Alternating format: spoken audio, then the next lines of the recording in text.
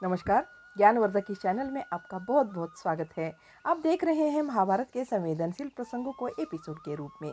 पिछले वीडियो में आपने सुना ही होगा कि किस तरह एकलव्य ने आचार्य द्रोणाचार्य को बात कही थी कि मुझे इस पक्ष में रहना है ना उस पक्ष में रहना है, मुझे सीधे अपने गांव जाना है।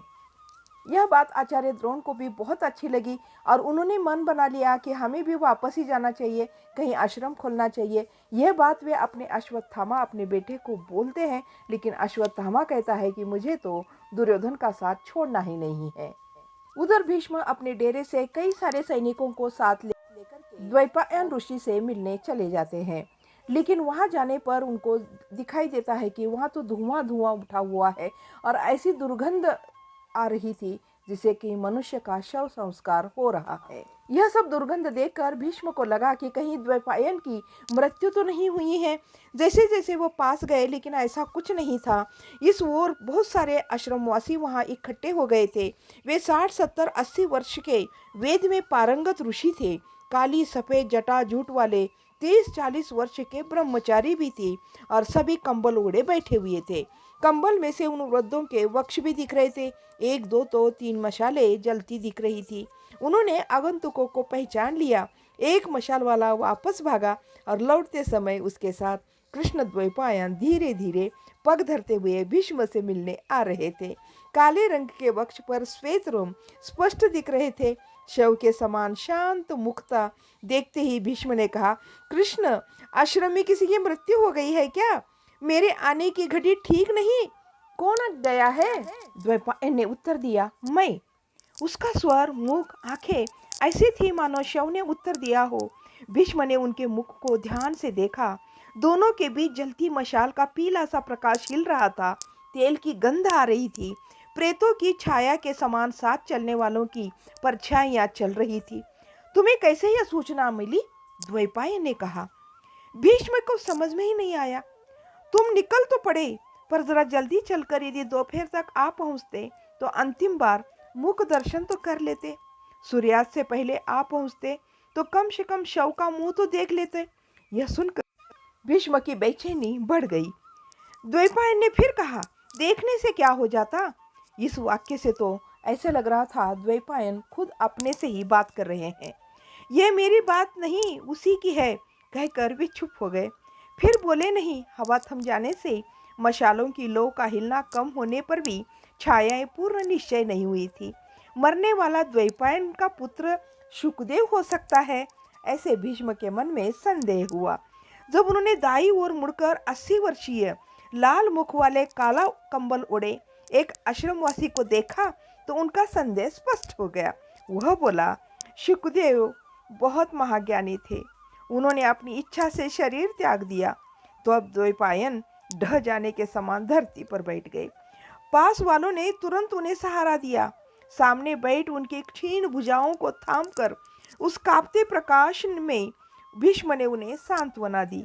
कृष्ण, यह सच है कि मैं आयु में तुमसे बड़ा हूँ, नाते में बड़ा भाई भी हूँ, पर समस्त वेदों के ज्ञाता तुम जैसे ज्ञानी को सांत्वना देने की योग्यता मेरे में कहाँ रहेगी? जन्म लेने के बाद मृत्यु से कोई बचा है क्या? कोई आगे, कोई पीछे, सबको जाना ही है। मैं कितने वर्षों से जिए जा रहा हूँ, क्या क्या देख रहा हूँ। यही सोचकर कभी कभी मुझे जीना असह्य हो जाता है कृष्ण। पर मृत्यु के हमारे हाथ में है। अभी अभी इन्होंने कहा ना, शुकदेव ने अपनी इच्छा से शरीर त्यागा। यह कोई छोटी साधना है। उठो, आश्रम चले। दोनों आश्रम की ओर बढ़ने लगे। भीष्म ने उनको ध्यान से देखा तो उनकी आंखों में नाम मात्र की भी नमी नहीं थी। उनके दोनों शिष्य और भीष्म जब उन्हें बाहों में थामकर आश्रम की ओर चलने लगे तो वे स्वयं पग धरने लगे। 80 वर्ष के लाल मुख वाले शिष्य ने आग्रह किया, यह सत्तू और दूध आपको लेना ही होगा। उन्होंने जब उपवास आरंभ किया था तभी से यह निश्चित हो चुका था ना, आज तो केवल शरीर गया है। आप जैसे ज्ञानी हैं, जब इतने दुखी होकर इस आयु में आहार त्याग देंगे तो शेष कार्य कैसे निपटाएंगे? सारे आश्रम में अंधेरा छा गया। पास जलते शव की चिराइयों से वातावरण में ऐसा सूतक छा गया जिसे पांचों इंद्रियां अनुभव कर रही थी। भीष्म को तो ऐसा लग रहा था मानो मृत्यु ने घेर लिया हो। उन्हें स्वयं अपने मरने का डर लग रहा था। मृत्यु कोई ऐसी घटना न थी जिसका उन्होंने अपने दीर्घ जीवन में अनुभव न किया हो। उनके ही परिवार में उनसे छोटे पता नहीं कितने मरे थे। तभी तो जीवन में आगे आकर जीवन का दायित्व ग्रहण करके गुरुकुल को इतने वर्ष चलाकर बढ़ाया नहीं। तब कभी मन पर इस प्रकार का मृत्यु की छाया नहीं गिरी थी।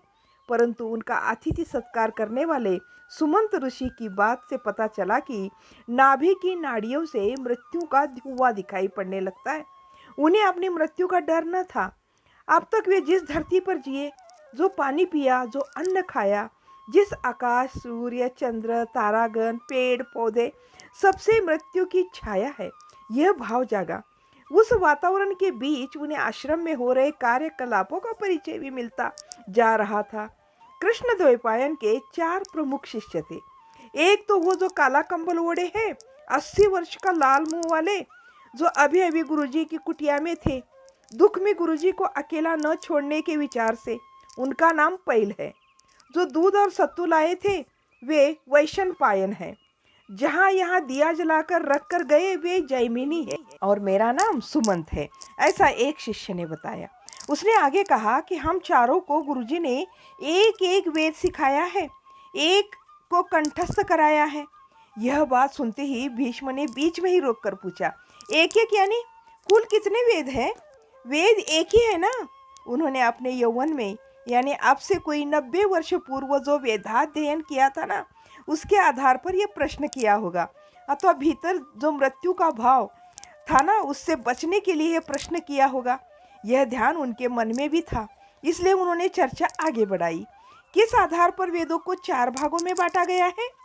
बांटने के बाद एक एक को ही क्यों उपदेश दिया? सबको सब कुछ क्यों नहीं पढ़ाया? उनके प्रश्न के उत्तर में सुमंत ने बोला, ऐसा कोई नियम नहीं है कि एक को केवल एक से ज़्यादा नहीं सीखना है। गुरुजी ने भी कभी ऐसा नहीं कहा।